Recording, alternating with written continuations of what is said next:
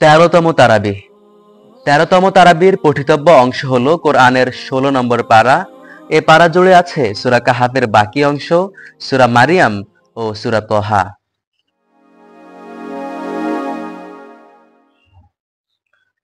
ঘটনাবলী। মুশরিকরা পরীক্ষার উদ্দেশ্যে পৃথিবীর পূর্ব পশ্চিম ভ্রমণকারী শাসক সম্পর্কে রাসূল সাল্লাল্লাহু আলাইহি ওয়াসাল্লামকে প্রশ্ন করেছিল। তার প্রেক্ষিতে মহান আল্লাহ তাআলা সূরা কাহাফের শেষের দিকে জানান, সেই শাসক ছিলেন যুলকারনাইন। তিনি ছিলেন ঈমানদার, আল্লাহভীরু, প্রাচুর্যের অধিকারী ও পরোপকারী। পৃথিবীর উদয়াচল ও অস্তাচল জয় করে লোকালয়ের শেষ প্রান্তে পৌঁছে দুই পাহাড়ের মাঝে সীসা ঢালা প্রাচীর দিয়ে ইয়াজুজ মাজুজ নামক বিশেষ এক অত্যাচারী মানব সম্প্রদায়কে অবরুদ্ধ করেন এবং ইয়াজুজ মাজুজের অত্যাচার থেকে সেখানকার জনগোষ্ঠীকে পরিত্রাণ দেন। আল্লামা তাকি উসমানীর ভাষ্যমতে সমকালীন ঐতিহাসিক ও গবেষকদের অধিকাংশই মনে করেন যুলকারনাইন ছিলেন ইরানের সম্রাট সাইরাস, যিনি বনি ইসরাইলকে বাবিলের নির্বাসিত জীবন থেকে মুক্তি দিয়ে পুনরায় ফিলিস্তিনে বসবাসের সুযোগ করে দিয়েছেন। জাকারিয়া আলাইহিস সালাম নিঃসন্তান ছিলেন।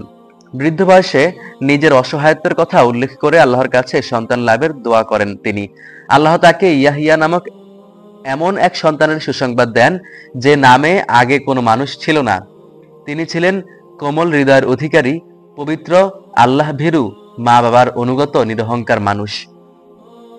ঈসা আলাইহিস সালাম এর মায়ের নামে সূরা মারিয়ামের নামকরণ করা হয়েছে। ঈসা আলাইহিস সালাম ছিলেন পৃথিবীর একমাত্র মানুষ যিনি বাবা ছাড়া শুধু মায়ের মাধ্যমে অলৌকিকভাবে জন্মগ্রহণ করেছেন। তার মাতৃগর্ভে আগমন, গর্ভাবস্থা, মারিয়ামের কষ্ট লাঘবে কুদরতি ব্যবস্থাপনা, ফেরেশতাদের সাহায্য, জন্মের পর সমাজের মন্দ ধারণা ও কটূক্তি মোকাবেলা, মাতৃকোলে অলৌকিকভাবে তার দাওয়াতি ভাষণ, খ্রিস্ট সম্প্রদায় কর্তৃক তাকে আল্লাহর পুত্র সাব্যস্তকরণ এবং তা খণ্ডনের বিশদ আলোচনা এসেছে সূরা মারিয়ামে। ইব্রাহিম, মুসা, ইসমাইল, ইদ্রিস আলাইহিমুস সালাম এর দাওয়াতি মিশন ধারাবাহিকভাবে তুলে ধরা হয়েছে। দাওয়াতের কাজে ইব্রাহিম আলাইহিস সালাম এর জীবন বিপন্ন হয়েছে এবং তাকে মাতৃভূমি ছাড়তে হয়েছে। তবু তার দরদি ভাষার দাওয়াত নিবেদন অব্যাহত ছিল। মুসা আলাইহিস সালাম এর সংগ্রাম মুখর জীবন, দাওয়াতি মিশনের চ্যালেঞ্জ দীর্ঘ পরিসরে উঠে এসেছে সূরা তহায়। আল্লাহর সঙ্গে সরাসরি কথোপকথন করতেন বলে মুসা আলাইহিস সালামকে কালিমুল্লাহ বলা হয়। তিনি যখন আল্লাহর সঙ্গে কথা বলতে যান তখন সামেরি নামক ব্যক্তি বাছুর পূজার উদ্ভাবন ঘটায় এবং বনি ইসরাইলকে শিরকে নিপতিত করে। এর শাস্তিস্বরূপ সামেরিকে ভোগ করতে হয় করুণ পরিণতি। ঈমান আকীদা। ইয়াজুজ মাজুজের আবির্ভাব কিয়ামতের বৃহৎ 10টি আলামতের একটি। ঈসা আলাইহিস সালাম কর্তৃক দাজ্জালের পতনের পর তাদের প্রকাশ ঘটবে। তাদের অত্যাচারে পৃথিবীবাসী অতিষ্ঠ হয়ে পড়বে। মহান আল্লাহ তাআলা বিষাক্ত কীট দিয়ে তাদেরকে সমূলে ধ্বংস করে দেবেন। সন্তান গ্রহণ সৃষ্টিকুলের বৈশিষ্ট্য। মহান স্রষ্টা সন্তান গ্রহণ থেকে পবিত্র। তিনি এসব সৃষ্টিও বৈশিষ্ট্যের মুখাপেক্ষী নন, কারণ সৃষ্টির প্রয়োজনে তিনি হও বললেই তা হয়ে যায়। রাসূল সাল্লাল্লাহু আলাইহি ওয়াসাল্লাম মানুষ ছিলেন, আর মানুষ মাটির তৈরি, নূরের তৈরি নয়। নূরের তৈরি ফেরেশতাগণ। রাসূলকে মহান আল্লাহ তাআলা নির্দেশ দিয়েছেন তিনি যেন ঘোষণা করেন তিনি আমাদের মতো মানুষ। তবে তার কাছে ওহী আসতো, সে সূত্রে তিনি রাসূল আর আমরা তার উম্মত। আদেশ: সালাত আদায় করা এবং যাকাত প্রদান করা, মায়ের সাথে সদ্ব্যবহার করা, আক্ষেপের দিন অর্থাৎ কিয়ামতের দিন এর ব্যাপারে সতর্ক থাকা, আল্লাহর ইবাদত করা এবং তার ইবাদতে দৃঢ় ও অবিচল থাকা, একমাত্র আল্লাহর ইবাদত করা, আল্লাহকে স্মরণ করার জন্য সালাত আদায় করা, নম্র ভাষায় দাওয়াত দেওয়া, আল্লাহর দেওয়া পবিত্র হালাল বস্তু থেকে খাদ্য গ্রহণ করা, কাফিরদের কষ্টদায়ক কথায় ধৈর্য ধারণ করা, সূর্যোদয় ও সূর্যাস্তের পূর্বে মহান আল্লাহর পবিত্রতা ও মহিমা ঘোষণা করা, পরিবারের লোকদের সালাতের নির্দেশ করা এবং নিজেও তার উপর অবিচল থাকা। নিষেধ: শয়তানের ইবাদত না করা, আল্লাহর স্মরণে শৈথিল্য না করা, আল্লাহ ছাড়া কাউকে ভয় না করা, আল্লাহর ব্যাপারে মিথ্যারোপ না করা, রিজিক আহরণ ও ব্যয়ের ক্ষেত্রে সীমা লঙ্ঘন না করা, কাফিরদের ভোগ বিলাসের প্রতি দৃষ্টিপাত না করা। কিয়ামতের ভয়াবহতা। পুনরুত্থান ও বিচার দিবসের বিশ্বাস মানুষকে প্রকৃত ভালো মানুষ হতে অনুপ্রাণিত করে। সমগ্র কোরআন জুড়েই মহাপ্রলয় এবং কিয়ামতের ভয়াবহতার বর্ণনা এসেছে। সূরা তহায় কিয়ামতের দিন পাপিষ্ঠদের পারস্পরিক কানাঘুষা, সিংগার ফুৎকার এবং পুনরুত্থানের বিবরণ উঠে এসেছে। সেদিন পাহাড়সমূহ চূর্ণ বিচূর্ণ হয়ে ধুলোর মতো উড়বে এবং তা সমতল ভূমিতে পরিণত হবে।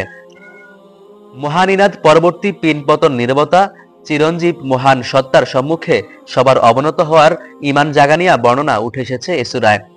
অসম্ভব ভেবে যারা পুনরুত্থানকে অস্বীকার করে তাদের উদ্দেশ্যে বলা হয়েছে, যে সত্তা শূন্য থেকে মানুষকে সৃষ্টি করেছেন তার জন্য কি মৃত্যুর পর পুনরায় সৃষ্টি করা অসম্ভব?